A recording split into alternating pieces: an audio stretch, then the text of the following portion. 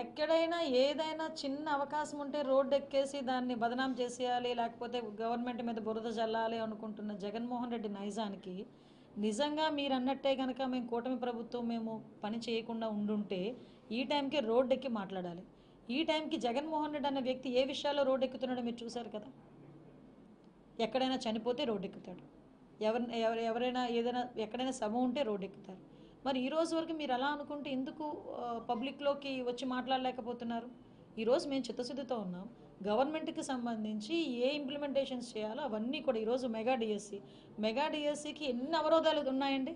Mega DSC ఇవ్వడానికి ఆఖరికి ఈ బైఫర్గేషన్ జీవో వచ్చిన తర్వాత ఇవ్వాలి అని చెప్పి బైఫర్గేషన్ జీవో వచ్చిన 2 రోజులకి తండ్రికి ఏదో గిఫ్ట్ ఇవ్వాలనే ఉద్దేశంతో ఆ రోజు మొన్న ఏప్రిల్ 20వ తారీఖున గౌరవ విద్యాశాఖ మంత్రి గారు నారా లోకేష్ గారు డిఎస్సి నోటిఫికేషన్ ఇచ్చారు.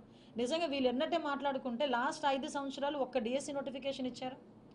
5 సంవత్సరాలు డిఎస్సి నోటిఫికేషన్ ఇవ్వకుండా ఇంట్లో కూర్చున్న వాళ్ళు ఈరోజు మేము చెప్పిన హామీలను అమలు చేస్తున్న క్రమంలో డిఎస్సి నోటిఫికేషన్ ఇస్తూ ఉంటే తిరిగి అమలు చేయట్లేదని మాట్లాడడంలో అర్థమే ఉంటుంది. ఈ రోజు వరకు నేను చాలా గర్వంగా చెప్పగలను, నాకులాగే మా అందరి నియోజకవర్గాల్లో ఒక బ్రిడ్జ్, నా కాన్స్టిట్యున్సీలో ఒక బ్రిడ్జ్ ఆగిపోయింది. ఆ పందూరు పేర్లతో సైతం చెప్తా, నేను ఇప్పుడు ఎంతవరకు అయితే మేము కట్టామో అంతవరకు ఆగిపోయింది. ఈ 5 సంవత్సరాలు అలాగే ఉంది.